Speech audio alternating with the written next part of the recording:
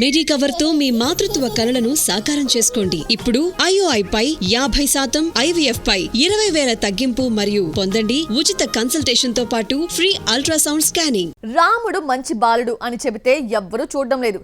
రాముడు చెడ్డ బాలుడు అంటే ఇంట్రోజ్ చూపిస్తున్నారు. ఇలా అయితేనే హిట్ పడుతుంది అని మెగా హీరో బలంగా నమ్మాడు.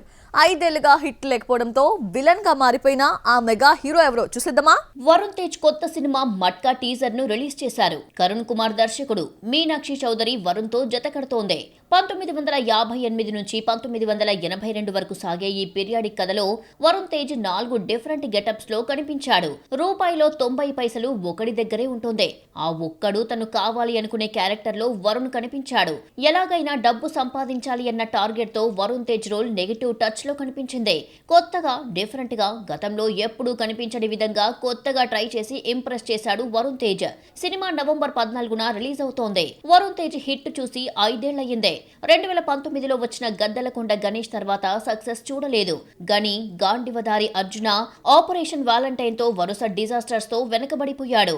ఈసారి డిఫరెంట్ గా ట్రై చేస్తూ మట్కాతో అదృష్టం పరీక్షించుకుంటున్నాడు.